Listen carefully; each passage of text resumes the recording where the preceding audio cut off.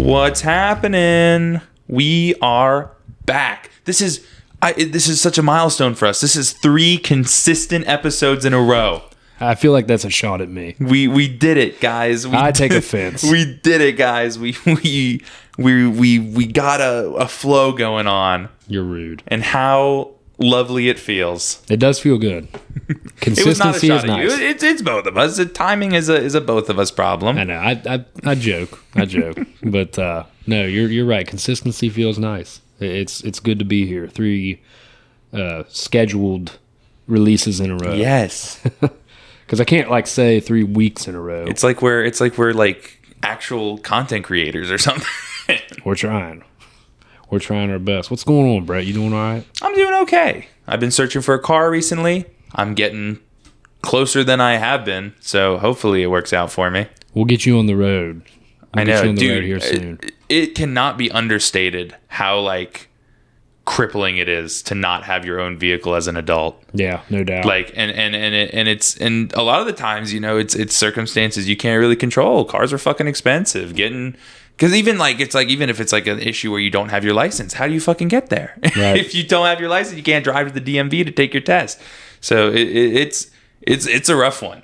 Don't if you have a car that you drive regularly and it works well, don't take that for granted. I think I would rather walk than take public transportation. Oh yeah, no, I would never ride the bus. No offense to people that ride the bus, but that's just I couldn't do. I'd be so nervous of every other person on that bus was gonna kill me. yeah, I know. Anywhere that has a subway train system or anything, I would just think of the scene in Scream 6. Yeah, I could never live in New York without an electric scooter at least. An electric scooter. You would look sick on an electric scooter. I'll get one of those one wheels. Yeah. What are those things called? I think it's called a one wheel. That's it. I'm pretty sure. I feel like they missed a golden opportunity for a cool name. Or at least that's the major company that makes them. We saw a guy last weekend when me and my family was down in Charleston. We saw a guy go down the street on one, and he was flying, man. Mm-hmm. This thing's kind of scary. No, they're cool. I feel like you hit a ladybug and you might die. These things will wipe you out real quick. No protection. I think people. I don't think there are enough comparisons to what it truly is, and it's an electric unicycle. That is what it is. I mean, unicycle. Call it what you want. One, we know what you are. Yes. Don't forget where you came from. Reveal yourself, one wheel. Brett, what brings us here today? What brings us here today is a movie review. A movie to review. What movie? Today we're talking about The Crow, which released in 1994, correct? Yes, I got you on all that. I got all the stats over here, hiding them from Brett. No, Brett, don't look. But yeah, we're going to be reviewing The Crow in light of the recently released trailer. Yes. For The Crow reboot. Yes. We'll divulge into some. Is that the right word? Divulge, maybe. We'll dive into some of our opinions. Yeah, I don't think that's exactly right, but it doesn't sound wrong, so we'll go with it. Yeah, we'll indulge our listeners with our opinions on the trailer for The Crow reboot at the conclusion of the episode, after we go through our review of 1994's The Crow. As per usual, though, par for the course, we got a bunch of other cool shit to talk about beforehand. So stick with us till we get to the review. To start things off, boy, it's been You guys know how it is. In case no one's noticed, if you're watching this on YouTube, and I also think I've been putting it in the description of the ones you listen to on Spotify. For anyone who is new and doesn't know how the show works, we do a little bit of a catch up, sort of a news segment. Yeah. Or at least that's what I've been calling it in all the descriptions. So that's another tag YouTube can tick. They're like, oh, they do news. We can show that to people. I think that's a good way to put it. Yeah. So, but I've been putting a timestamp in the description of every episode to if you're not a fan of the news or the ramblings, you can skip right to the review if that's all you came for. Just to make it convenient for you guys, because we care. Mm-hmm. Here at Real Rendezvous Industries, we care. Yeah, we're going to get incorporated, tagged to the end. Yeah. But, Brett, it's been crazy the last 2 weeks as far as movie trailers. Mm-hmm. Well, movie and TV. Yeah, we have one television trailer we're going to talk about, but 3 other movie trailers.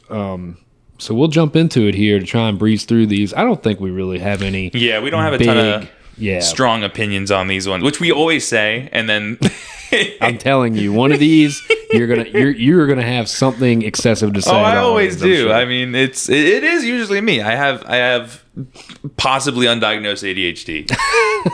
Well, that's what makes this great, though. Well, not possibly undiagnosed. It is undiagnosed, and I possibly have it. Or self-diagnosed. No, I would never do that. You would never claim you had it. No, I would never claim I have it. Yeah. I'll just say it's very likely. Well, you can't claim. You're not a doctor. Yeah, exactly. That's why I don't do it. So anyways, we'll get started with the Acolyte trailer, which released a few days ago, I believe. The Acolyte is a television series coming to Disney Plus in June, I think. I'm too lazy to try and look it up on my phone. I think it's a June. Now. Yeah, it's around that time. Regardless, this is focusing on the Old Republic, a time of light is what the tagline's saying. It's when the Sith were in hiding. They weren't even. They were basically non-existent at this point, I believe. The trailer. I'll start things off. I thought it looked pretty good. It looks like it's got a high production value. No faces or characters, all new characters, nobody I recognize at all, which could be a good thing. It gives me Andor vibes, and I know we've talked several times on this podcast about how I like Andor, and my hopes are not high, but above average for it. What do you think? Yeah, so I'm gonna show my hand here and come out and say it with my whole chest. I'm kind of a fake Star Wars fan. in a sense. Not a fake Star Wars fan, but with Marvel and stuff, like I'm chomping at the bit for anything and everything they put out. Star Wars, I'm a lot more lax with. I like the mainline movies, and then I'll catch some of the stuff. So The Mandalorian, love it. I watched Obi-Wan. But stuff I missed out on Andor. I'll never watch the Clone Wars. Yeah. And with that, of course, the Bad Batch, I didn't watch that. I'm not going to watch Ahsoka. So just the offshoots really don't grab me. I'm not a huge fan of the Clone War animation style, and I've watched 5 seasons. I've watched more than 5 seasons of it just because I try my damnedest to be a good Star Wars fan. But they're just it's just like comics. There's so much stuff, to consume. So I'm an above average Star Wars fan. I can get into a pretty deep conversation, but if you're gonna start bringing up the books and the heavy lore, that's when I sort of I can't keep up. I can't keep up with the competition out there. So I do not have any strong opinions on the Acolyte trailer whatsoever. It looks fun. Full disclosure, I probably will not watch it. I love whenever we get on here to talk about something and we're like, well, this is kind of important news. Let's go ahead and because it is important news, but I'm not gonna lie. Brett's just I'll probably skip it. I'm horrible with TV, as I always say. I don't think either of us are very big TV guys. I'm awful with TV. And so it's a double whammy of it's an offshoot of Star Wars, which is not something I'm super into. Also, it's a TV show.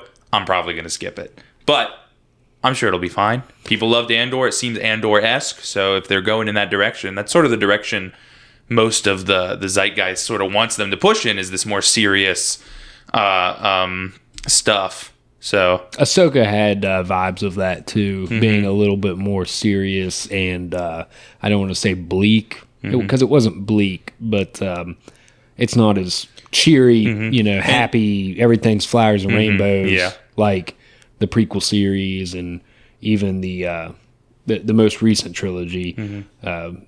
They were kind of the same tone. And on the topic of Andor, another thing people seem to really like when Star Wars does is the moving away from the gulp shido type crutches they use. Yeah. I don't know if you're familiar with the term. No, explain it. A glup shido is a sort of non-important fan service-y character, right? So so every franchise has glup shidos, but people use it mostly for Star Wars because they do it the most often. Do you remember that little blue guy in the hover chair? he was in like one of the prequels. His name is Max Rebo, and they put him in like an episode of The Mandalorian, and people on Twitter started losing their fucking minds. Max Rebo came back, but he's like a nothing. He no, doesn't you're talk. totally right about that with Star Wars fans. Like it's all like Star Wars fans are intolerable sometimes with how much they want to flex that they know about Star Wars. Yeah. And then which every fandom has that, but you see it most with I think Star Wars Wars stuff. is the worst, man. And it's like they don't care about if you like Star Wars or not. They would rather you say you like Star Wars just so they can try and tell you how dumb you are when it comes to Star Wars. Because you don't like it as much as they do. Right. They're the best fan of all time. But people who are not in that subcategory of fans, they make fun of the Glub Shitto shit. Thus the name Glub Shitto, right? Because it's just like stupid. Which people loved Andor because but people loved Andor because it wasn't the Glub Shitto stuff. It wasn't like, hey, you remember this? Mm-hmm. You know this guy? So if the Acolyte does more of that, then I think it definitely, and that's why people loved The Mandalorian when it started, was because it wasn't the Glub Shitto stuff. Yeah. And then they made it the Glub Shitto stuff, and now people don't like it as much. Yeah. So it's like hopefully they're learning from that reception that they got from the later seasons of Mandalorian versus how Andor was received, and then how Ahsoka was received versus how the Acolyte is hopefully going to be perceived. Which right now it's not being perceived well because people are like, it's like canon stuff that I don't know anything about, so I'm not going to speak on it. But it's getting like dogged on Twitter. It got like mass disliked because I guess it like slightly contradicts one line in the Phantom Menace. Oh, you really? know how it is, like what we were just talking about with the sort of going too hard in with it. Right. But I think it'll be fine. I think people are gonna like it. I think hardcore fans are gonna have dumb shit to say about it, and then it'll pass. I think I was generally more positive than you, but I want people to just know that I'm kind of on the same plane as you with approaching it with an open mind. Mm-hmm. I will probably watch it unless it sucks in the first like 2 episodes, and I won't finish it. Yeah, I didn't mean to be negative. I'm being honest. It's probably not something I'll watch. You're not. But it's not because I think it looks bad. It's just not something I'm interested in giving my time to, really. Understood completely. The next trailer to discuss, another television series. I think we're both fairly excited for this one. Fallout released a full-length trailer because I believe the first one that came was it was just sort of like a clip show, really. I'm not a huge fan of like the 1 minute teaser. At least the most recent ones that I've watched. I would rather see something that's got a little bit more meat on the. I like a 2 minute long trailer. Yeah. I don't like a 2 minute long trailer that is the whole movie condensed into 2 fucking minutes. Yeah. But anyway, so Fallout trailer.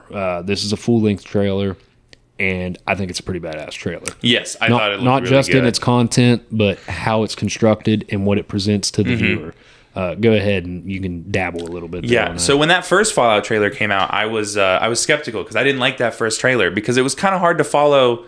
It didn't really have any discernible like tone or like what they were doing with the show. I almost thought it was going to be an anthology. Like that's how like disjointed and strange that first teaser they put out was. I thought it was going to be an anthology where we jump around to different parts of the wasteland to follow different personalities and how they handle it. Which honestly, saying that out loud sounds kind of fucking sick. It does kind of like every episode really is cool. A different character's like what is going on. Yeah. But this new trailer they put out, way more structured. We have a main character now, or who I'm assuming is going to be the main character, is that girl. I think the actress's name is Ella Purnell, and she has a face that looks very familiar. But I once again, I'm not going to look up on my phone because it's dying. And I couldn't tell you. I didn't. She didn't seem familiar to me. But they released a clip actually. I don't know if you saw a clip where you get a bit more of her and what her performance is going to be like. And she's kind of a fun character. She's they're doing like a fish out of water thing where she's like.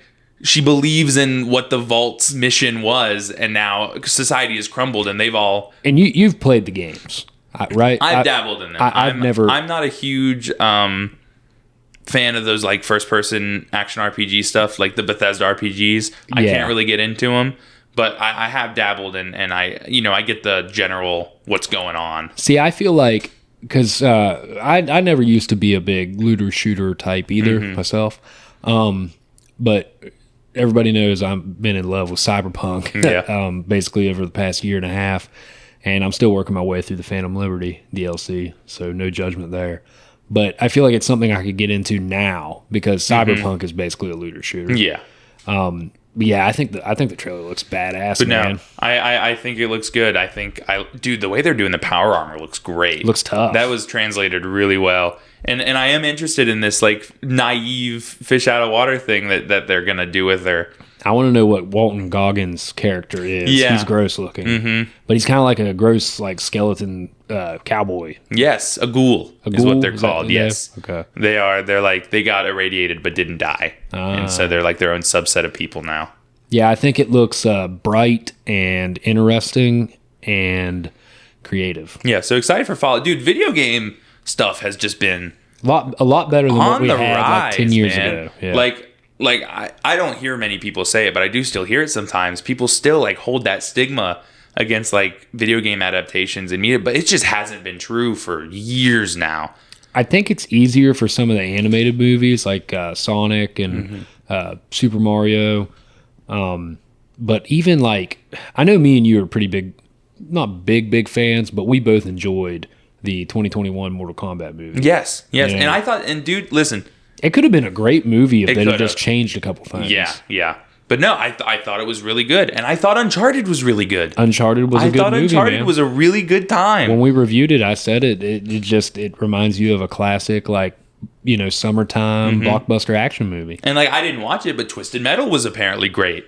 I Like, watched people 2 episodes really of liked it, and that. I wasn't into it. But Well, it got yeah. good reviews. Well, yeah, I mean, they're coming out with season 2. Yeah. So like, I don't like. I'm willing to say that stereotype has been dead and gone for ages. But I agree. It even now just continues to be proven wrong. Like they figured it out. We know how to do it now. I'll tell you another one that I know that like most big time critics and the wider audience did not like, but I know at least one reviewer, pretty popular reviewer on YouTube that enjoyed it, and me and you both enjoyed it, was Welcome to Raccoon City. Yes, that was a fun movie. That movie was only held back. Not a great movie. I don't even know if I'd call it a good movie. I would. I would rewatch it every year around Halloween. Yeah, I would rewatch it just like on my own because I liked it. Yeah. That movie's biggest downside was just it should have just been 2 movies. They should have just done one or the other, either RE1 or RE2, and then if it did well, make the other one. But they tried to cram it all into a 90-minute movie, and it didn't work out super great, but it also wasn't terrible. I like that cast. I like the way it was done. I like the cast. It was a fun movie. Man. If you guys haven't watched Resident Evil Welcome to Raccoon City, if you're a Resident Evil fan, I do think you should give it a shot.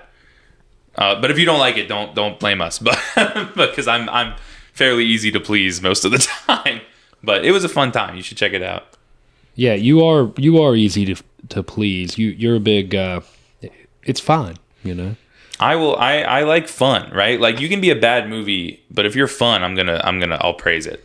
Wow. So the Fallout show, it's coming. It's approaching quickly, April 11th. Oh wow, okay, it's way sooner than I thought. Really excited for that. That's Something a to show look I will forward probably to. try and watch. Yeah, Most of the Amazon stuff. Yeah, it doesn't. Excuse me. Wow, that was embarrassing. I'm not cutting it. Fuck you guys. That'll be all right.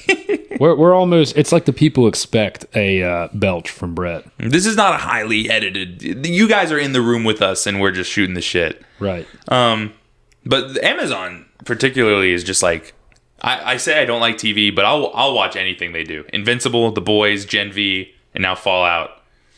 Amazon just knows how to get me interested with their TV shows. I do think Amazon has quality properties. But what we got next? All right, so moving on. Sorry, I was looking at Fallout. That actress's name is Ella Purnell. Okay. Next up on the trailer extravaganza is there. I wrote this down. We didn't even discuss this, but I just want to touch base on it again because we haven't talked about the original trailer, the Mad Max spinoff, Furiosa. Oh yeah, the Furiosa trailer. So there's already been one. Yeah, there's already been one trailer released probably about a month and a half ago maybe, and I was super excited. I love Mad Max. I think Mad Max Fury Road is like one of the best action movies I've ever seen. I know you talked earlier about how like you think stuntmen are awesome. Yes. And that movie just has some of the most insane vehicular stunts. Mm-hmm. Oh yeah. Shot on scene and like just these beautiful, the cinematography in that movie's great. I really hope Furiosa does well enough to maybe get a Fury Road 2 greenlit. Like because Tom Hardy, I was like, Tom Hardy only getting one movie as Mad Max is criminal. I think a part of the problem with that is because that's why we're getting a Furiosa movie, because Furiosa, excuse me, is kind of like, she's kind of the main character in Fury Road. Yeah, because Max doesn't really, he doesn't talk very much. He just grunts and hangs out. But that's great. I love that for him. That's the kind of character I love. Excuse me again. That's one of the things in, like, maybe not the original Mad Max so much, because it's kind of a different, it's an earlier post-apocalyptic Australia. The Road Warrior and Beyond Thunderdome, Max does not talk as much. And like you said, I think that Tom Hardy did a good job. But yeah, Tom Hardy can do no wrong. We haven't done a Real Rendezvous shout-out in a while. Shout out Tom Hardy. Yeah, shout out Tom Hardy. Dude has range for days. Oh, yeah. Like, you ask him to play, like, a rough, gruff, I don't know, frontiersman, a la The Revenant. I know that we talked about that earlier. A villainous scoundrel. Has Tom Hardy ever done a Western? I would say. I don't know. You could maybe call The Revenant a Western. If Tom Hardy hasn't done a proper Western, we need to get him in one ASAP. It's more of like a wilderness frontiersman type movie. But I bet he's in one somewhere along the lines. It definitely seems like something they definitely put him in. I would put it. Let's get a hold of him, and we'll slap him in one. I think that this movie looks like it's got a lot of interesting new shit going on in the Mad Max universe. We're getting to see like where Furiosa came from, because this trailer opens with like her when she's young, and I like Chris Hemsworth's character. I don't know what he is. He almost looks like a Barnum and Bailey like ringmaster or something. Dude, I'm so excited for his performance. He's wearing like a prosthetic nose. I was telling you earlier when we were watching it, I'm so excited for Chris Hemsworth to just be able to do like fun shit. Dude's a good actor. Because he's either been Thor, or then they just like, if he's not doing Thor, they just like typecast him as like a gruff military guy. Yeah, and it's like, no man, come on, he's let him. Better than that, because he loves the goofy shit. He loves doing the, like, say what you want about however you feel about Taika Waititi's Thor movies, Chris Hemsworth is having a great fucking time. Oh, yeah. And I think he's definitely going to have a great time with this one. I'm really excited to see it. Have you ever seen the movie Bad Times at the El Royale? I have not. Okay, you need to watch it. It's really cool. It's kind of like a thriller, noir-ish movie with some humor. Gives you like really Quentin Tarantino vibes. It's directed by Drew Goddard, which I believe he made Cabin in the Woods. That's a good. Chris Hemsworth is in that, right? And he made something else. Like the dude's Cabin in the Woods is super. We got to put that on the list. That's a good ass movie. I have my reservations about it. Oh yeah, but it is a good movie. I just love the concept. Great satire. One of the best satire movies of all time. But anyways, Chris Hemsworth in that movie, he kind of plays a very against type character. Like he's not a jokester in that movie, and he's kind of a bad guy. So, spoiler alert. Spoilers. Sorry. But yeah, Chris Hemsworth looks like he's having a great time in the Furiosa movie. I'm excited for that. I can't wait for that. That's probably... No, that's not my most anticipated one on our list today. Speaking of my most anticipated one, this trailer just dropped today. It is a teaser trailer. I know I just said I fucking hate teaser trailers. I don't really hate But this one's done well. Yeah. It literally teases you with what you want to see. The Alien Romulus teaser trailer came out today. It's directed by Fede Alvarez. He made the 2013 Evil Dead movie. He also did Don't Breathe. Have you ever seen Don't Breathe? I have. Very fucked up movie. Yes. Good movie though. I like his work. He also, I'm pretty sure. Actually, no. Never mind. Cancel that. I was going to say, I think he made that crocodile alligator movie that came out in like 2018 called Crawl. It was good. It's like a monster movie. I don't even think I've heard of it. Okay, bear with me for 1 second, not to go down a rabbit hole. No, it's okay. It's directed Tell me about Crawl. It's directed by Alejandro Aja. One of the three. His last name is spelled AJA. Oh, okay, yeah, that there's some options there. Well, he's a pretty badass director. He made the 2005 remake of Hills Have Eyes. Super like graphic, dirty, nasty movie. This movie's about like a girl that lives in Florida, and she goes home to get her dad because he's like lives in the bayou or something like that. And like it's a suburb, like it's a suburb area, but it's like flooding really bad. So she goes to pick him up, and she ends up getting stuck in the house with her dad because he falls in the crawl space below the house. Have you ever seen the houses at beaches and like low elevation areas that are on stilts? Well, he's stuck in this crawl space with alligators. Oh, okay. And the movie is fucking intense, dude. And there is some nasty. I mean, you like get the heebie-jeebies whenever you see these alligators kill some people. So it's a really cool movie. I lost my train of thought. What were we talking about? Oh yeah, okay. Fede Alvarez. He's badass. This Alien Romulus trailer looks fucking badass. Wait. What did any of that have to do with Crawl? Because I thought Alejandro Aja was Fede Alvarez. Oh, okay. That's what I thought the point was, but you didn't like put a stamp on that, so I was waiting for a little bit more. Let me get back on the interstate here. Yeah. This Alien Romulus trailer looks great. It just shows you like little sprinkles of monsters. There's a lot of blood in this trailer for just a little. Yeah, well, dude, honestly, they've been. We'll talk about it later, but that Crow trailer, they've been pretty okay with like. I haven't been seeing any. They're making red band trailers, but they're not marking them anymore. Yeah, because even the Deadpool 3 trailer was red band. Technically, there's a lot of blood. He says "fuck" in that trailer. Yeah, and I did not see it advertised. Yeah. They haven't been advertising red band trailers anymore. It's just like I think they're realizing that it's like, okay, these are R-rated movies. People are gonna. It's fine. They expect it. Yeah, like if you're watching it on YouTube and not in a theater. If you're watching a trailer for an R-rated movie, you can see an R-rated trailer. But that's the other thing too. How many people actually just have cable TV anymore? Yeah, like you're not going to really see trailers at all, like on regular TV. So that's true. Like I haven't seen because I don't have cable in my room.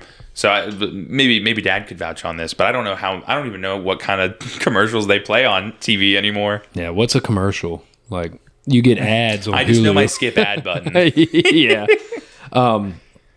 This shows some face huggers. This shows blood. This shows people screaming. It's got the cool like siren like alarm going throughout the trailer, just like Prometheus's trailer did. I know people like hate Prometheus. I don't. I love it. And then at the end of the trailer, we see a chick with a pulse rifle. So that gave me goosebumps. I was super pumped up about it.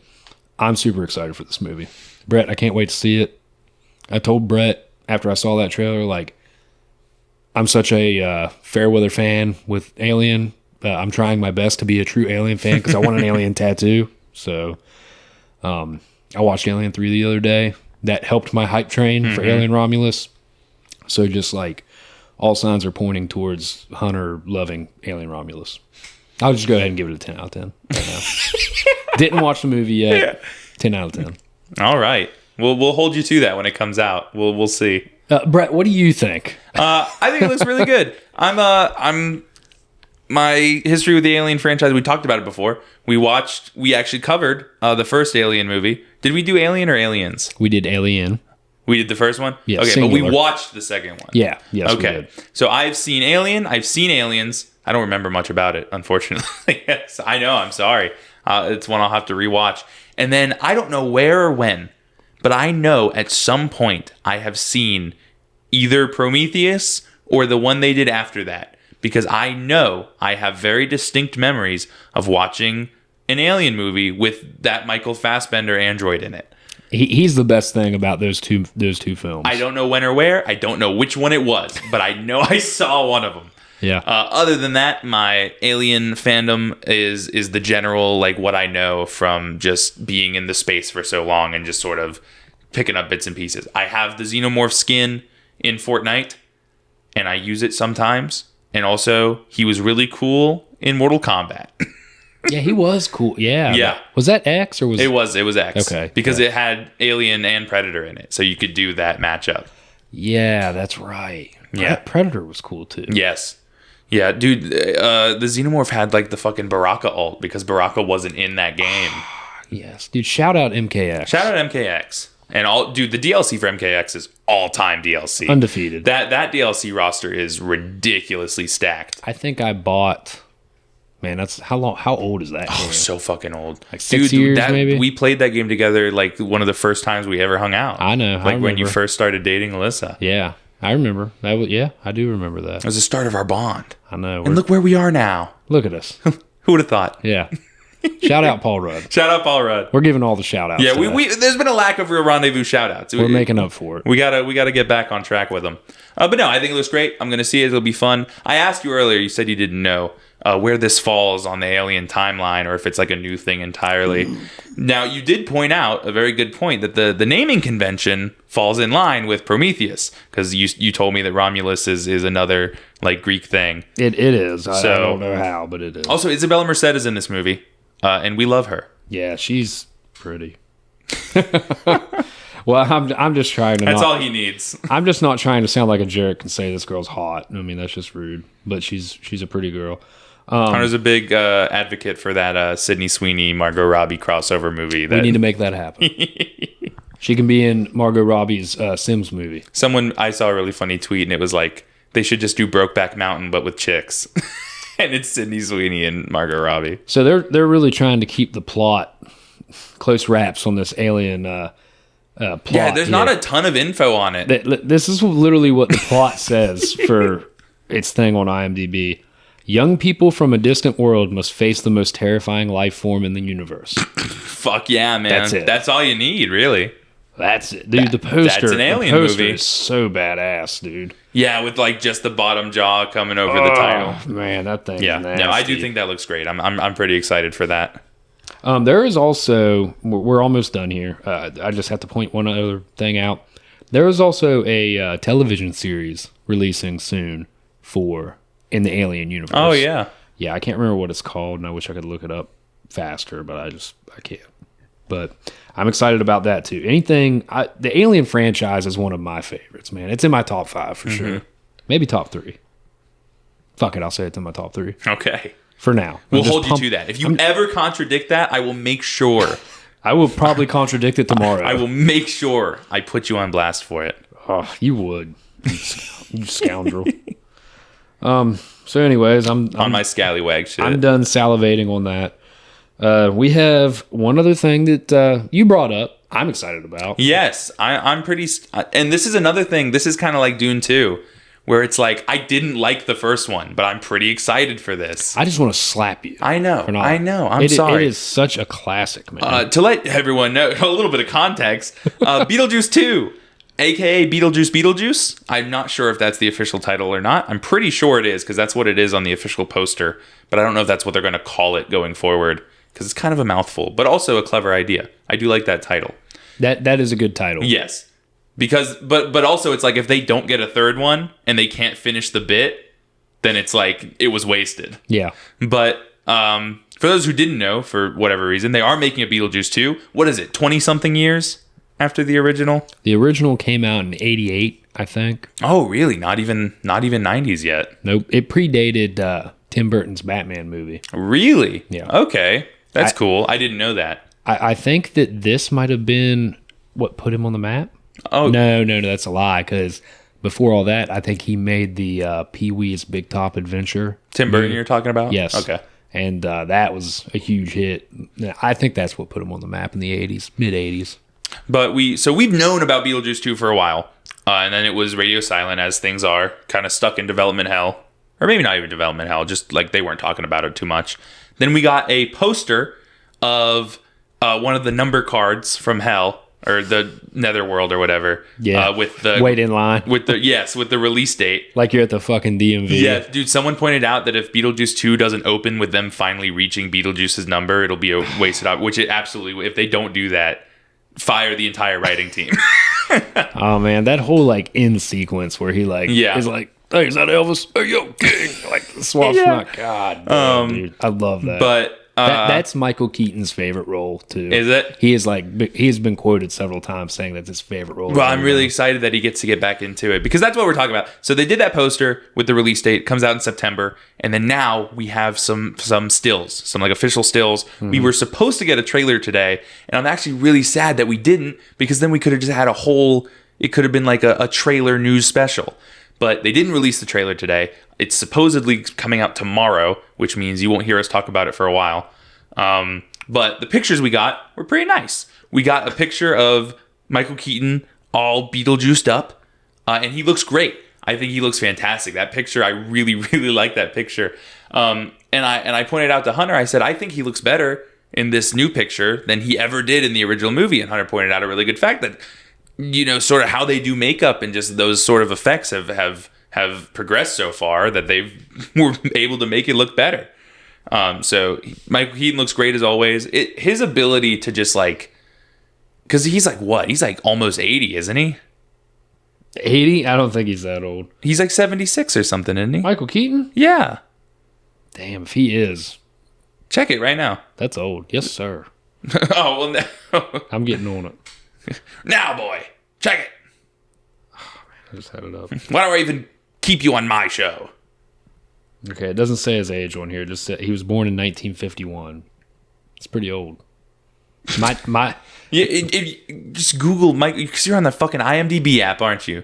Yeah. Can't just use regular Google. Well, just Google Michael Keaton age. This is a great app. Apparently not if it doesn't. It can't just tell me how old he is. If it can tell me what year he was born, it should be able to just calculate how old he would be. Yeah, you're probably right. I don't mean to dog on you. I know how much you love it. I just had to be a dick for a second. Well, now we're just waiting in awkward silence. Okay, he's 72. Okay. So, not as old as I made him, but not as young as you probably thought he was. He is? Yeah. No, I didn't think he was that old. But that's crazy. All that is to say, Michael Keaton's ability to slip back into roles despite being how old he is, especially these legacy roles, because he did just reprise Batman in The Flash a couple years back. I didn't see any of his Batman stuff because I could not bring myself to finish that movie. But he looks great in the makeup. It's like he didn't age a day. So good job on that. And then another picture we got was Winona Ryder back as Lydia. She now has a daughter who's being played by Jenna Ortega, which is great casting. If there was ever a movie for Jenna Ortega to be in, it'd be Beetlejuice 2. Yeah, her vibes are just so perfect for it. Her and Mia Goth are the new Scream Queens. Yes. So September 6th, 2024. Yes. That's exciting. So excited for that. And like I was talking about before we revealed that we were talking about Beetlejuice, divisive opinion, I did not enjoy that first movie. And it's my fault. It's my fault. I take full responsibility for not enjoying the first Beetlejuice that much. It's because I spoiled myself. Because for those of you who don't know, because I don't think I've actually ever really touched on it too hard on the show before. Huge theater kid right here. I want to be an actor. I love theater. I love musicals. I love Broadway. Beetlejuice got a Broadway musical not too long ago, and it is phenomenal. It is so good. But it changes a lot of stuff about the original source material. And that's actually, now that I think about it, that's one of the opening lines, right? Mm-hmm. Of the show. Beetlejuice comes out on stage. He's about to sing the opening number. And he's like, he says, a ballad already? And such a departure from the original source material.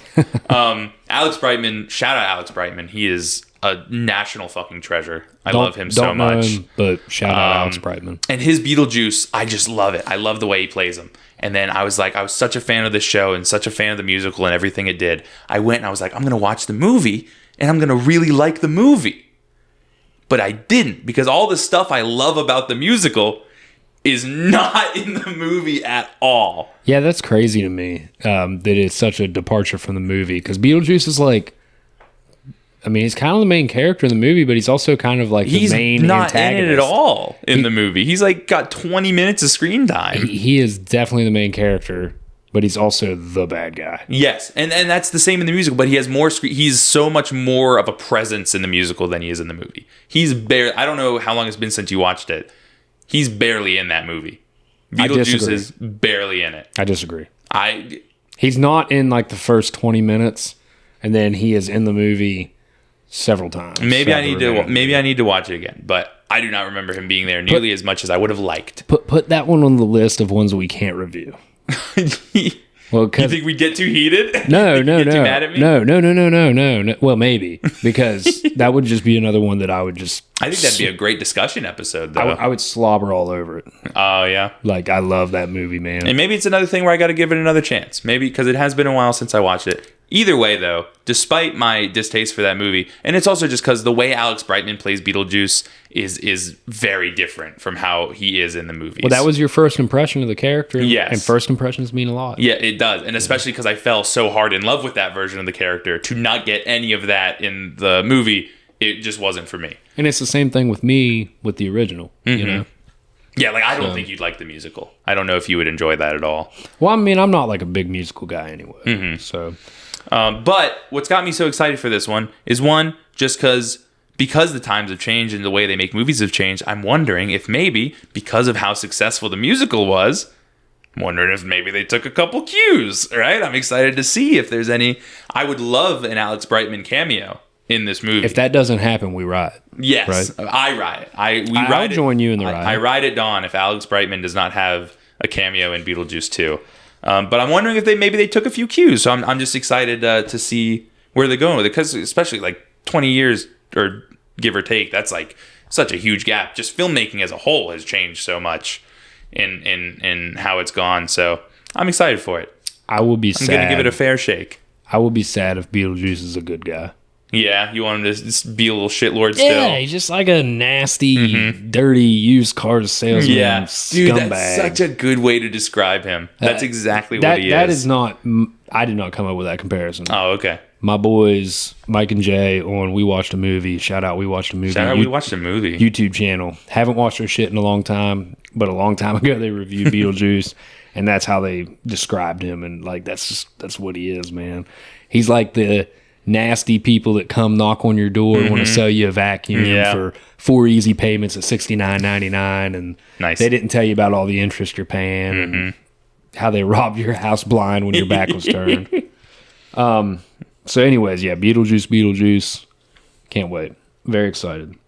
That concludes all of our stuff.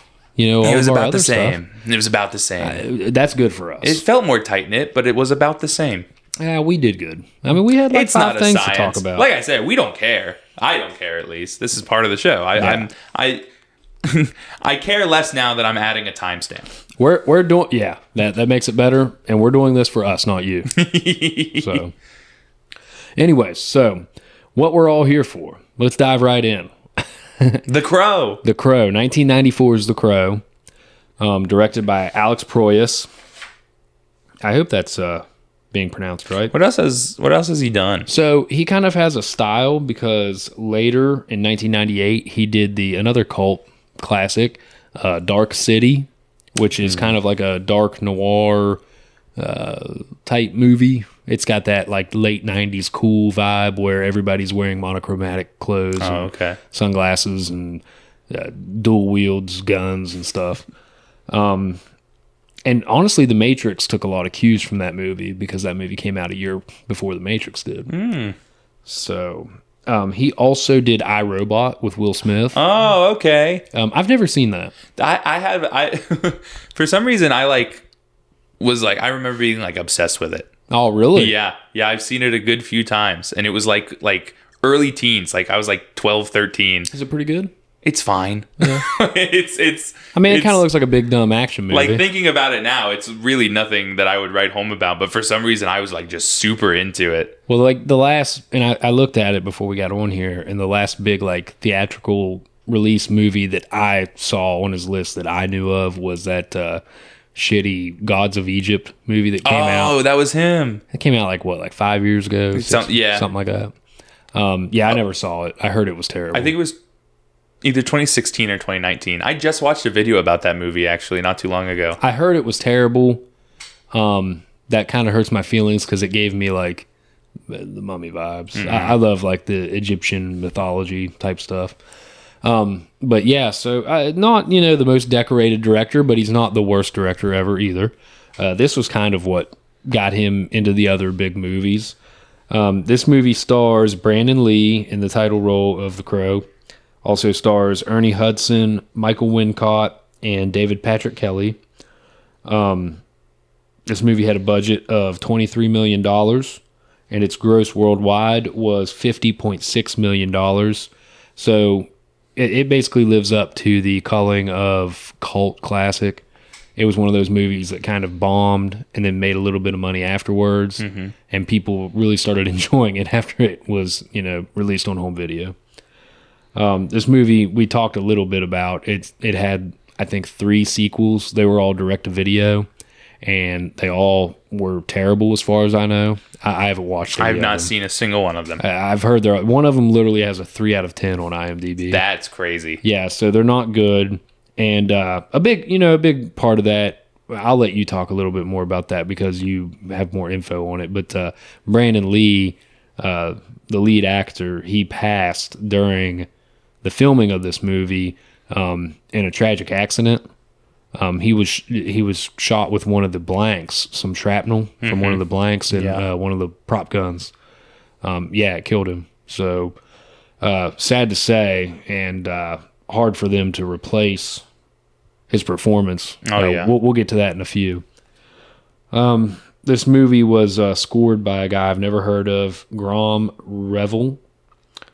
This score did nothing for me. I'll go ahead and spoil that right now. Which is crazy. The soundtrack, though, the original soundtrack for this movie is what put OSTs on the map back in the 90s. This soundtrack's loaded. I think I talked about it last podcast, really. But this soundtrack's loaded. It's got Stone Temple Pilots, 9 Inch Nails, Rage Against the Machine, a bunch of other cool bands from this time period. The Cure. Did we talk about the Crow trailer in the last episode? No, we talked about the still images. Right, because the trailer wasn't out yet, was it? I don't know. No, it wasn't. I don't know if that was the last episode either. That might have been the one before that. No, you're so right. We talked about the Crow images in Madam Web. Yeah. And then I think, because I didn't think the trailer was that old, though. The trailer's not that old. It came out last week. After we did Dune? Yeah. Oh, shit. It came out whenever I was in Charleston. Oh, okay. Sorry, I was just nervous that we had talked about it already. Brain fart. Everybody excuse us. I was like, the entire premise of this episode is fucked. Don't worry. The hamster is running on the treadmill again. So that's why he has the notebook, and I just talk. Yeah, and I fucked up, too. I didn't write, like, all my other stuff over here to keep us on track. But that's okay, because it's the same. We do the same thing every day. Yeah.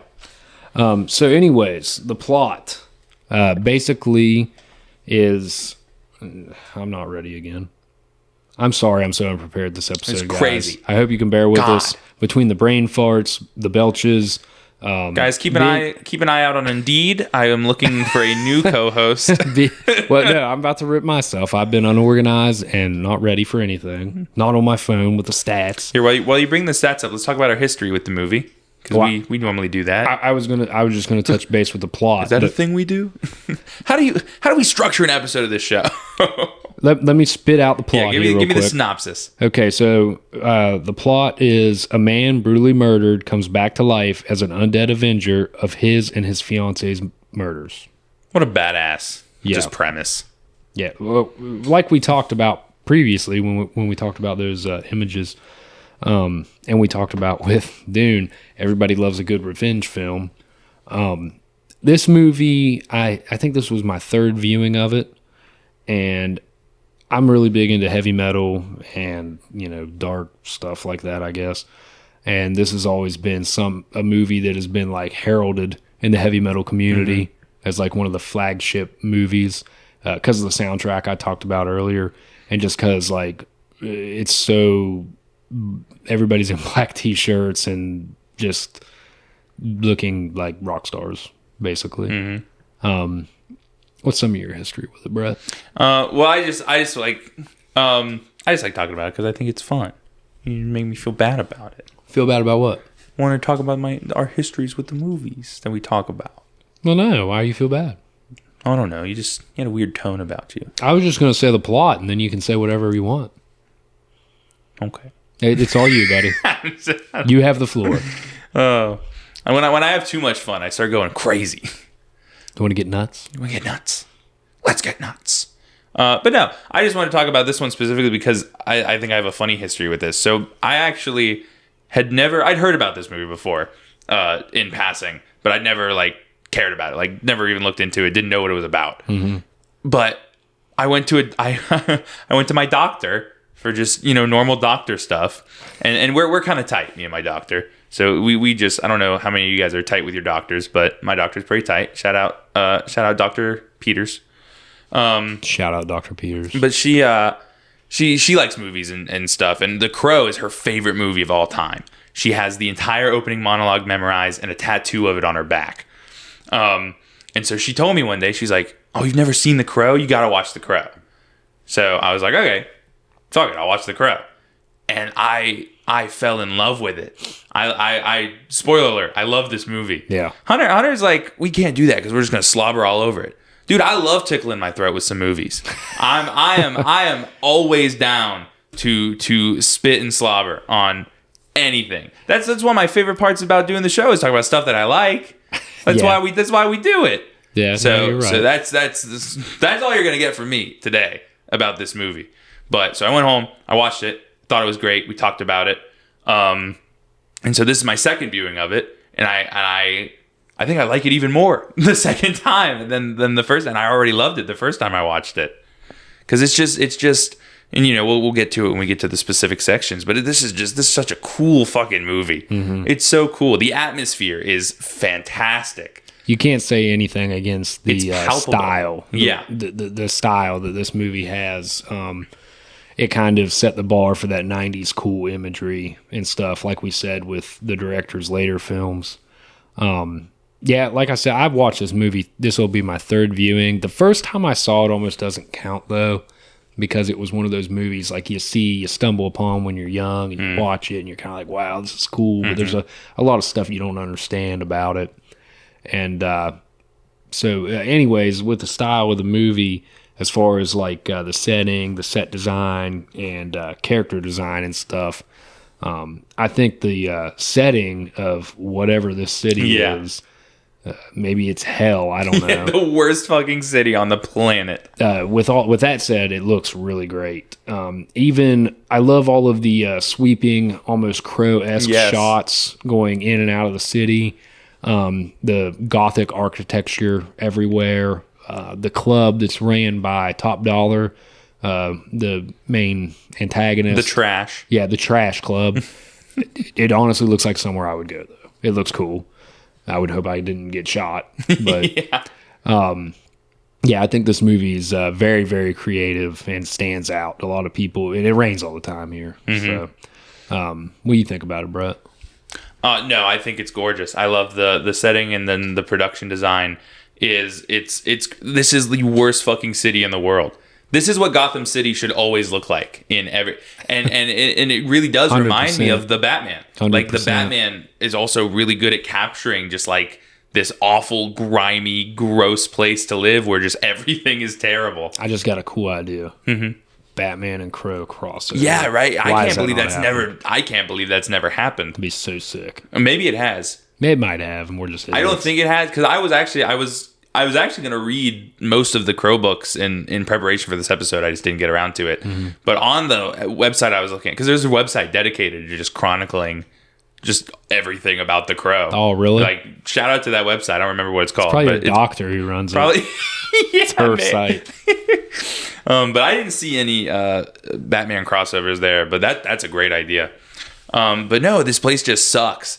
Everything is bad. It is always raining. It can't rain all the time. Yeah. But it usually is. Yes. I literally think it rains the entire movie. Yeah. But some of my favorite parts of it is absolutely Eric's crazy fucking Victorian castle penthouse apartment. Sweet apartment. And that giant like grandfather clock window. Yeah. It's great. And dude, all the shots like coming out of that are just gorgeous. And I think most of the city is like CG. Yeah, I think a lot of it looks very CG or maybe like matte painting. I think it ages well because it's it's all dark. Yeah, no, it doesn't look bad. Yeah. But it's one of those things where you can tell like this is not a real place they were in. Right. But I guess that just goes to show you how well designed it is, because like they all feel like very real locations. So just like the best word to describe this movie is atmosphere. Yeah. No other movie I've ever seen has done atmosphere as well as this movie has. Yeah, it's up there. And a lot of that is 100% centralized in the setting. Yeah, I think that that atmosphere and that vibe leaks over to all the characters too. Mm-hmm. I want to talk real quick about like character design and like all the costumes and stuff. Everybody in this movie is so metal. Yes. Like everybody. It starts with the Crow, with Eric Draven, because he's literally a rock star. Like he has his own band, Hangman's Joke. Is that what we determined it was? Yeah. And he plays guitar, and he's got like the long black hair. And once he becomes the Crow and paints his face, he kind of has this Alice Cooper-esque face paint. And his outfit is like this tight fitting leather outfit with the combat boots, and he kills a guy and steals his black trench coat, and he just looks so badass. The main antagonist, Top Dollar, he has like long black hair, and he's always wearing like, he's got these frilly ass shirts. He's got on like some really flamboyant shit, but it still looks cool. He's obsessed with like swords and stuff and has them hanging on his walls. He has a whole cabinet full of swords and other debauchery. Everybody in this movie looks cool. Yeah. Even the scumbag gang that are the ones that murder Eric and his fiancée Shelley. They look gross and crusty, but they also look metal. They're all wearing like leather coats and have like long nappy hair, and I think everybody just looks so cool in this movie. Yeah, no, the character design is fantastic. I like the way I described it earlier, and you can see this most in Top Dollar and especially Tintin. It's like very pirate inspired. Yes, like and it's like, and they pull it off so well. Like you said with the frilly shirts. Yes, like and even like the swords and stuff. Right. And then like Tintin has like his jacket, and he's got a vest under it with all of his knives, and even like his hairstyle is very like sort of like. This predates Pirates of the Caribbean like by so long, but it's like sort of like the dreadlocks with the beads in it, and there's a lot of that in Pirates of the Caribbean, so a lot of pirate vibes from it. But then you also have like outside of the more like over the top character designs, you do have the other members of the gang are just sort of dressed like various scumbags, like you said, dirty clothes. They're like not good people. Yeah, grungy. I think I really like the way Sarah is dressed. She's very like, and I think it's sort of like some, and I don't know if this was intended because, I can't ask the guy, we weren't there, but I kind of get the vibe that she's like very inspired by Shelley, right? Like what we know of Shelley and who she was as a person, because we don't see much of Shelley in this movie because she's dead. But what we know about her and just like from their apartment and just like the relationship we know she had with Sarah, I feel like Sarah's her like all her jewelry, her beaded necklaces, all like the gemstones, and just sort of her overall vibe. I think she probably definitely took a lot of inspiration from Shelley. So if that was intentional, that's like some crazy environmental storytelling there. Something I want to get to also, because I just now was thinking of it. We don't get a lot of Shelley in this movie. We don't really know who she is, and it's hard to connect and feel sympathy towards her without knowing her and thinking she's a good person and didn't deserve to die. But they do a good job of giving all the context clues for how we should care about her without her even being there. Like you said with Sarah, I think at the end of the movie and throughout, whenever we see the flashbacks of Ernie Hudson's character, Albrecht, the police officer, being with her when she was in the ICU for 30 hours straight till she died. The sequence at the end of the movie with the final fight between the Crow, and Top Dollar, whenever he transfers his pain to him. I think and then Eric Draven's sorrow throughout the movie. He does a really good job of conveying how hurt he is for what was done to them and how he lost her. Yeah, I think that's another big like driving point of the movie is like this, just such a tight script. Yes. A great script. I think that's the highlight. Other than everybody's drip, we always pick movies with people with sick drip. Oh yeah. if not everybody has sick drip, we find the drip master. Costume design is severely underappreciated, I think. Yeah, if the movie doesn't have a ton of drip, we find the drip master. We have to shout him out. Oh yeah, but that should be like a segment we do. Like every movie we review, who was the drip master? Yeah. In this movie, I think I'll give it to Tintin. Ooh, really? Yes. I gotta give it to the Crow, man. Whose fucking jacket is the Crow wearing? You right though. Whose jacket is he wearing? You right though. It's Tintin's. But yeah, I think that that is the strong point of the movie. Yeah, but the writing is just so great. Not only in quotability, which is great for a movie, but like you were talking about with Shelley, a character we barely see anything of, but just the way that we see even in those little snippets of flashbacks, and just the way the other characters speak about her, it shapes our perception of her, and it makes us care that this terrible thing has happened to her.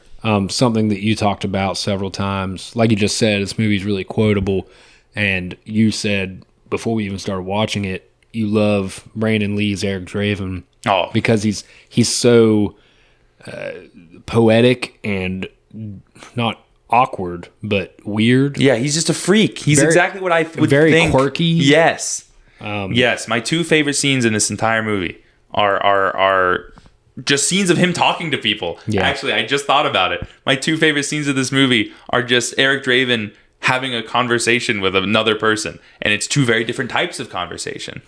Which can sort of take us into performances. Is that next? Yeah, just keep writing. Well, I mean, I have writing and screenplay, but that's what which we're we just doing did. Anyway. Holy shit, we're so good at our jobs.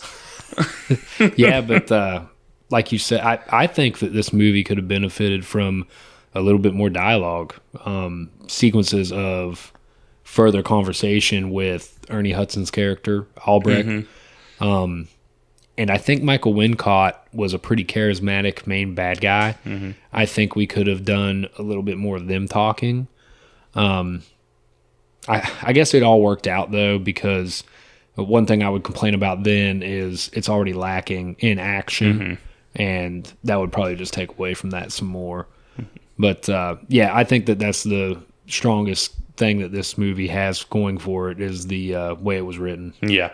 And it's just like I was saying, like my favorite part of the movie is Brandon Lee's Eric Draven. He is so much of what makes this movie as good as it is for me, just because I love that performance and I love the way he's written.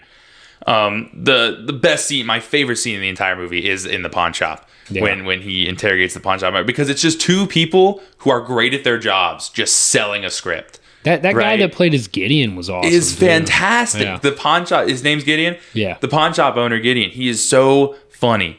And like that guy doing that performance is doing such a great job. He's selling it. Yeah. But 100% of acting is just selling it. Right? No matter how cringe or silly or whatever it is you're doing, if you believe in what you're doing, the audience will get that and they will believe it too.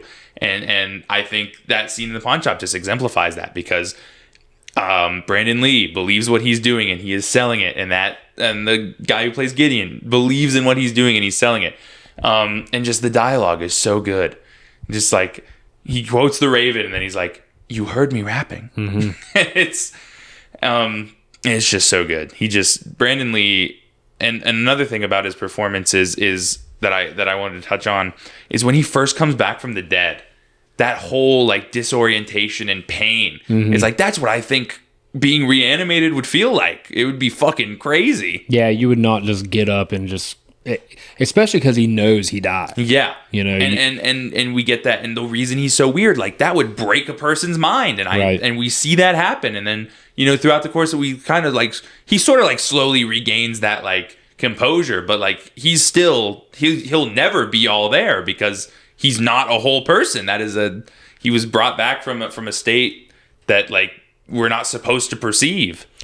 To say a couple more things about some of the writing, like I said, I think that's one of the strongest things this movie has going for it is the writing for characters like Eric Draven, Gideon, oddly enough, the pawn shop owner. He's like in the movie for like 5 minutes maybe. And he steals every scene. Yeah, he does. He really does. I think that Michael Wincott's character is really good, and I think Ernie Hudson's character is really good. Yes. I you might hate me for this, I kind of don't really care for Sarah's character as much because she's important. She serves as a device, like we said earlier, to show you what kind of person Shelley was in this nasty city. These people did care about her. At the same time, she's just like this like edgelord kid that rides around on a skateboard in the rain and is just like so tough. The scene where her mom is trying to turn things around for her, but she's just like, "Mom, fuck you." Yeah, but then she realizes that behavior is wrong, and she turns it around, and then she's like, "Wait, no, I cannot squander this opportunity I've been given because obviously, because you got to think like, yeah, her mom is trying to make it turn around. One day of like showing that you're trying to turn it around is not going to undo what we have to perceive as years of what she went through before that. So obviously she was a bit apprehensive at that moment. She's like, oh, okay, so now you want to be mom of the year. But then she's like, oh, well, you know what? Maybe I'll give her a chance. Maybe she really does want to change for the better. Yeah, and I get that. I just think that they're trying to make her like this like tough kid. And I'm not super into that. And the gang that he seeks vengeance on, they're just asshole pieces of shit. It's cannon fodder. Yes, we need some bad guys to stop. Tintin being probably the most boring in my opinion. What? I think he had the cool knives. What I thought he was the best one. I'm mad that he was the one that died first. I thought he was like kind of goofy, like with all his little knife dance moves. Dude, did nothing. He did like twirls and dance moves, and through two knives. Like he said he never misses, and then missed the first one he throws. Immediately misses. Like he just like gets his ass kicked easily by the Crow, and then I think that the other ones, well, Skank is kind of dumb too. My least favorite of the gang is absolutely Skank, but I think he's funny. Like that sequence where he's trying to explain the situation to Top Dollar. That's another actor that's just selling it. Right? Like just absolutely going for it and pretty much pulling it off. I don't like the voice he's doing. I think it's annoying. Yeah. I can't quite key what he's trying to do either. Yeah. It's like 1 second he's like being like rednecky kind of. He's definitely going for like a stereotypical like dumb character, but it doesn't play for me. Yeah, but and I understand those aren't the main characters. The top billed actors in this, you can tell why they were the top billed actors. And then that pawn shop, he crushes it. Dude, why did we not get that guy more so shit? Great. But that's one of the... blow his dick off. He was like, shit on me. Like, who says that? Yeah.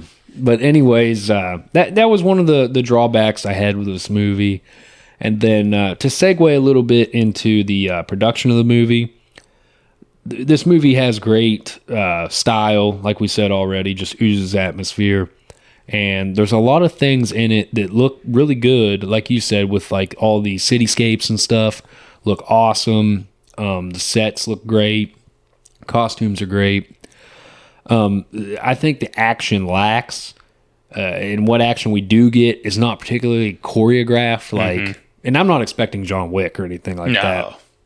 But even the big shootout sequence at the conclusion of the movie and the one-on-one sword fight with Top Dollar, neither of them are very engaging. Yeah.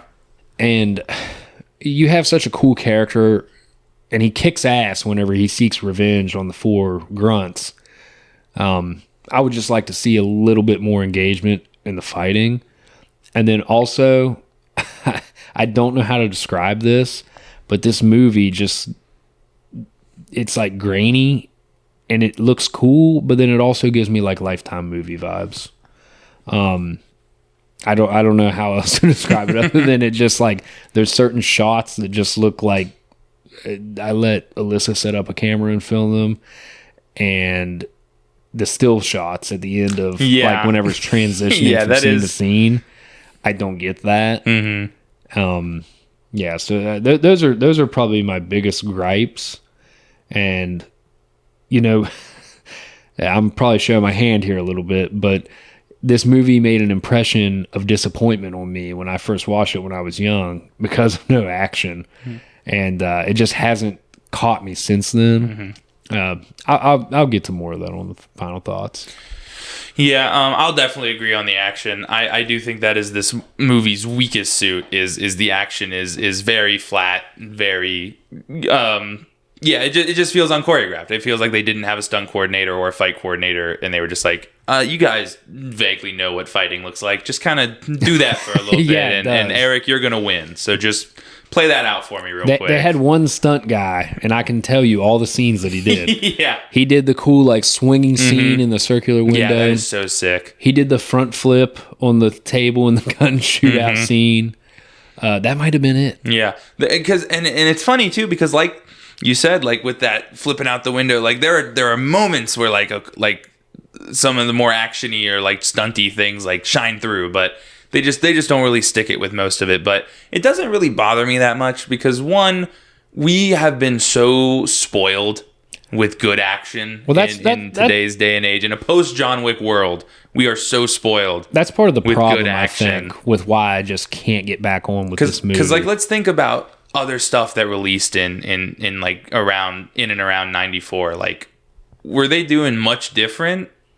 Like, in comparison to The Crow? And that's a genuine question. That's not a rhetorical one. I don't know. I haven't seen a ton of movies from 94. Like, when was Die Hard? When was that? That's 1988. Okay. So there was better at the time. But also, like, I still stand by the fact that I think we're mega spoiled with good action nowadays.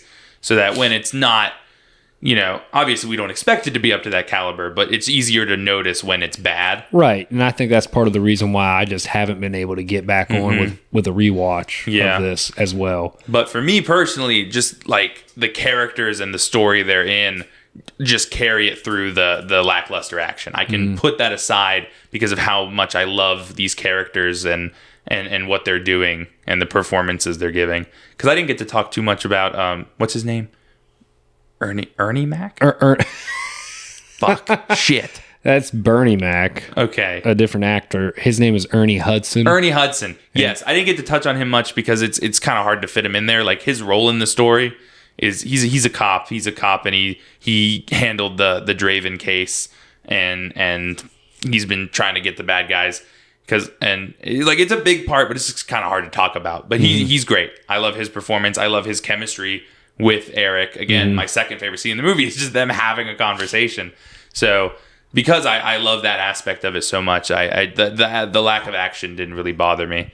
I think my biggest gripe would be I do think just like the entire third act drags way hard because like there's just like the pacing from the beginning of the movie to the end of the second act is just like that. He gets through the gang of cannon fodder like fucking immediately. And then we have to like deal with Top Dollar for like 40 minutes.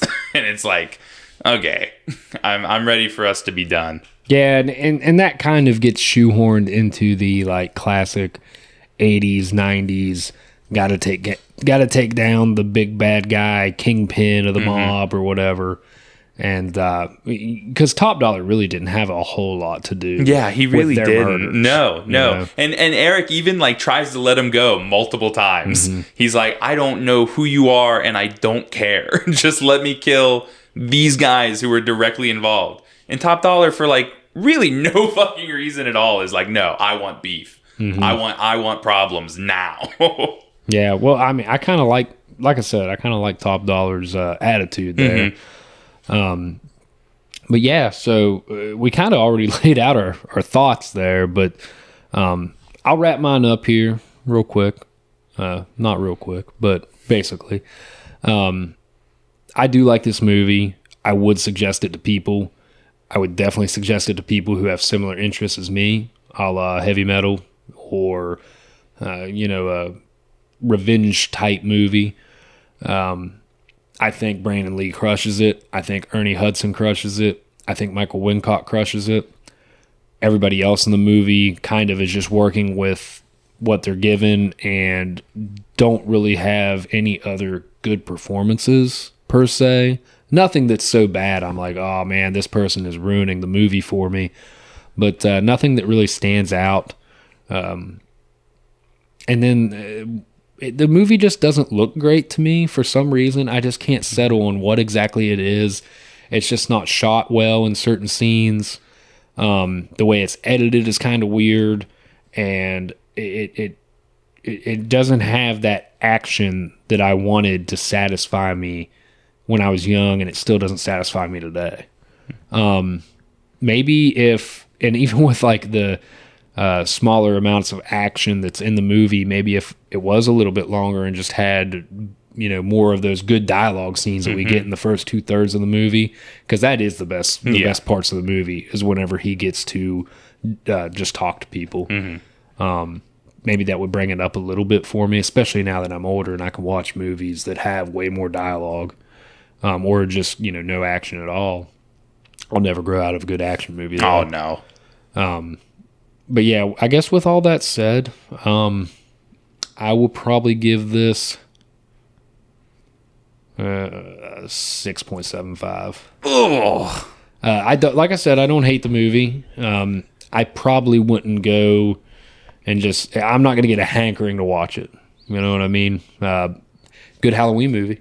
Yes, very good Halloween movie. This all occurs on Halloween. So, maybe I'll add it to the list of like Friday the 13th, 2009 remake. Put it out at a party and no one will watch it. But it just looks cool in the background. Yeah. It's the aesthetic, What do you think, buddy? So I sat here and just glazed this shit for an hour. So I don't think I have much I need to add. I realized I got kind of off topic and I didn't actually address my opinion on the way it was shot like you did. I don't have the same problems you do with it. I like a good amount of grain in a movie. I think I like a good film grain, even when it's like digital. Like Nobody was shot completely digitally, and then they just added a shit ton of film grain, and I just love that look. I like a gritty movie. I didn't have any problems with most of the shots. There's nothing I can think of that I got the same vibes you did. I will say the freeze frame into black fade is unforgivable. Yeah. They do it like 4 times, and it's not necessary a single time. It's like it's cutting to commercial break. Yeah, like the freeze frame. The freeze frame makes no sense. Just start the fade. Why just start the fade at the end of the shot? Why are we freeze framing? It's super jarring and makes no sense. So there's nothing there for me to defend. But I don't know, man. I don't know what it is about it, really, to put my finger on it. Like what grabs me so hard, but I just love it. Like I could watch this again and again. I could go watch it again right now and have a great time with it just because of how strong Brandon Lee's performance is. Like it's crazy how much of a grip he has on me in this movie. And it's so sad that we lost him to this movie because we were talking about it. He had so much potential to do so much amazing work after this. Like crazy talent that was just like so tragically lost. But no, I love the story. I love the setting. Again, just that word, atmosphere. Just no movie I've ever seen has like committed so hard to its own vibes. If this movie had a poopy atmosphere, I would hate this movie. Yes, exactly. Which we'll touch on that in a second because I got some thoughts. Okay. But surprising no one, I'm giving this a 9.5. Wow. Yeah, I'm going almost 10 on this. I'll tell you what, whenever you love a movie, you love a movie. I really do. Yeah. I'm a ride or die. No, that's good, man. Like I said, I don't hate this movie. Like, I love gushing. Movie. I'm a gusher all the way, and I love gushing about movies. We would cover only 10 out of 10s if I had it my way. Yeah, Brett was saying earlier about how I said that we can't review that movie because we'll just blow it the whole time. We were talking about RoboCop. Yes. And I would like, as much as I would love to do RoboCop, I mean, I don't think I could say a bad thing about it. Just thinking in my head right now, it'd be one of those ones that like I'm searching for negatives for no fucking reason. But no, man, I'm glad that you watched it and it became an instant classic. Yeah, it really did. Like it's definitely up there on the list. Just after that immediate first viewing, I was like, this is it. Yeah, and it's one of those movies that are always brought up constantly in all the circles, of different types of fans. Yeah, I'm happy you like that movie so much. I've said it to you a billion times. I am so surprised. I was so surprised when I talked to Hunter about The Crow for the first time after I watched it, And I was expecting him to be like, oh, dude, I fucking love The Crow. That's what got me into heavy metal or some shit. Like, I was expecting like an origin story. And he's like, it was all right. I'll tell you what. I forgot about the 6 soundtrack. We'll bump it up to a 7 because this movie has one of the most iconic soundtracks in movie history because it's all metal. Yeah, but no. Spider-Man 2 is the most iconic soundtrack in movie history. Name one metal band on Spider-Man 2's soundtrack. Nickelback. They literally are. Yes, I know. That's why it's the best I think that was Spider-Man 1, wasn't it? The first Spider-Man. Oh, shit, you're so right. Yeah, you're so right. It was, there's only a hero can save us. Yeah. That song kind of tough. I'm a Nickelback. I love Nickelback, unironically. I don't know where the hate comes from. I'm a huge Nickelback fan. I could show you some reasons to hate Nickelback. Some of their song lyrics are super creepy. Super creepy. With that said, Nickelback kind of has some like sick riffs. They bump, man. They kind of have some sick riffs. It goes hard. So tune in next week to hear us slobber on Nickelback. Yeah. We're gonna review we're doing music now. We're reviewing every Nickelback album. Yeah, no doubt. So normally this is where we'd be wrapping things up and signing off, but as we mentioned in the beginning, that Crow trailer for the reboot came out. Oh shit, I forgot about that. Yeah. And we wanted to save it for the end because if we talked about it in the beginning and we started comparing it to the movie before we reviewed the movie, then it would all be out of sequence. So we're doing it now. A little bonus for you if you made it to the end. Now you get to hear us talk about the Crow trailer because I know you all at home were just hankering in the beginning to hear us talk about the Crow trailer. Like, they missed one. Yeah. They missed one. Yeah, we don't miss. We don't miss. Everything's calculated. But we're going to talk about the Crow trailer, and Hunter's going to lead us off. Okay. Yeah. It's stay tuned, I guess. I think that the trailer was one of those 3-minute long trailers that just it was the movie condensed into 3 minutes, and I hate that shit. Showed a little bit too much there. I don't like the fact that it's not like he's a rock star. He looks like a SoundCloud rapper. This movie also seems like it is going to give us a little bit more of the story between Shelley and Eric than what the original did. That could be a good thing. And then also there's snippets in this trailer that are showing like limbo, hell. I don't know what it is. The realm where Draven is in that. And where he garners the power of the Crow. And then another thing that I'm excited for, that I know you said you were too, is it looks like this movie is really trying to give us more action, better choreographed action. That is a product of the time. Mm-hmm. I don't want to say that I'm worried about it, but I'm going in with low expectations. I do. One other thing. Bill Skarsgård is the lead as Eric Draven. Yes. And I don't think Bill Skarsgård sucks in anything. No. So I have faith in him. What do you think, Brett? I will say I'm worried about it. That's okay because you watch that trailer and you're kind of like, ooh. Yeah, it's just one of those things, and it's not like they're changing stuff, so it's bad. A YouTuber I really like, I've mentioned him a few times on the show, Cosmonaut Marcus. Mm-hmm. He has this thing that he says in his videos when he covers adaptations, and I agree with him wholeheartedly. Change is not inherently bad. Change is good when it's changed for the better. Mm-hmm. When it's changed for the sake of change, that's where we start to get a little dicey, right? And this movie, to me, from the trailer that we got, I feel just has no sauce. Yeah, there's it no definitely sauce. Fits that second category. It's change for the sake of change. It looks like, again, I harked on it so much that atmosphere is like almost completely absent. I get none of that in this. There's too much color in this movie. I am seeing from this trailer a very generic John Wick style action movie. I'm getting no Crow vibes. Yeah. Eric Draven does not seem like he has been broken by this transformation he's gone through. He's just a cool, suave badass who kills people. Where's our monochromatic color palette? Like, where is my shitty, awful city that no one should live in? I didn't even see any rain. No rain. It's like broad daylight for like half this stuff. There's literally a scene where they're just doing a Deadpool. Yeah. They're literally just doing the Deadpool car scene. I don't know if you noticed that. Is there? Yeah, I was. There was a reflection over there. Oh, okay. Yeah.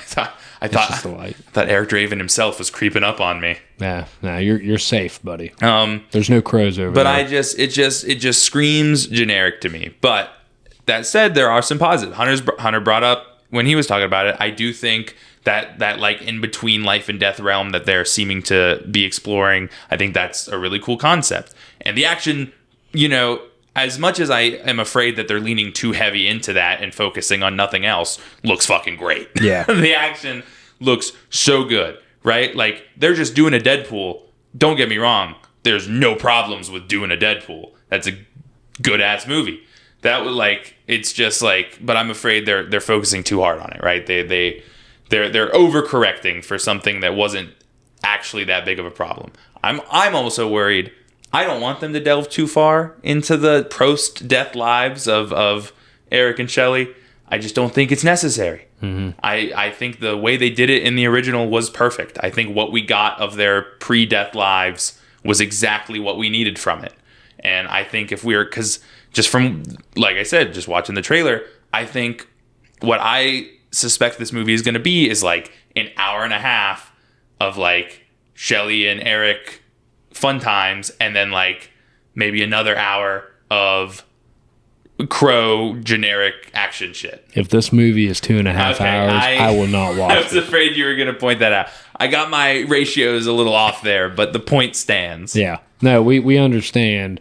So I'm a little, but I go in everything with an open mind. I'm going to see it, and I'm going to allow myself to like it if I like it.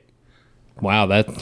Well, no, because some people go into shit wanting to hate, right? They're like, oh, I'm gonna watch it because I know I'm not gonna like it. Right. But I don't do that. I'm gonna watch it with an open mind, and if I like it, I like it, and if I don't, then we'll talk about it. So both of us are a little more apprehensive on this movie. We'll both see it, and we'll give you our thoughts once we do. I don't know if we'll review it, but we'll definitely talk about it. Yeah. Especially Brett. I mean, the Crow, man. He's a new Crow guy. I know. Huge Crow guy over here. It's crowing time. It's crowing time. I loved it when Eric Draven said it's crowing time, and then he crowed all over the place. That was the best part.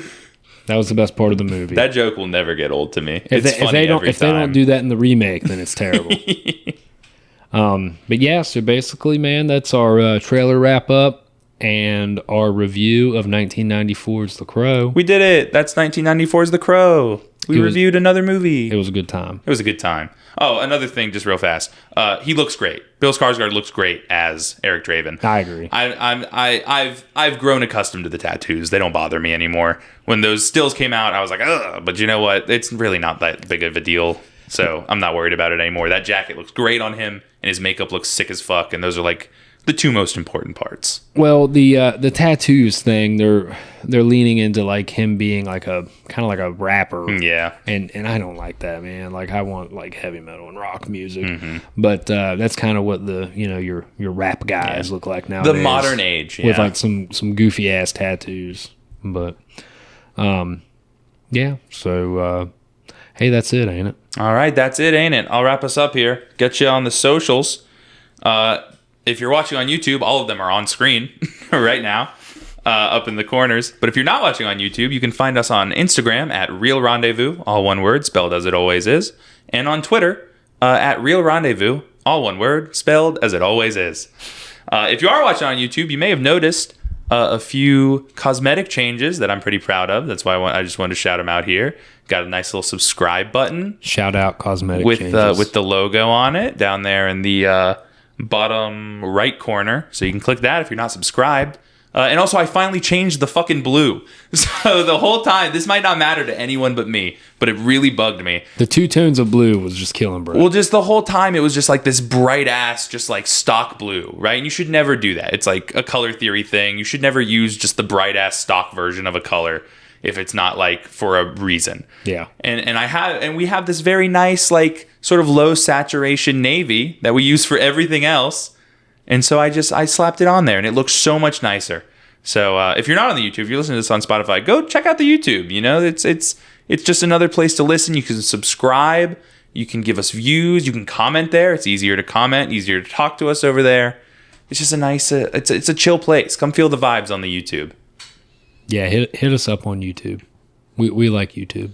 We do. I do like YouTube. Big YouTube guys. It is. It's our biggest platform. Dune video. By the way, thank you guys so much for the love on the Dune video. You guys are eating that shit up. Hell yeah. Okay, I'm done now.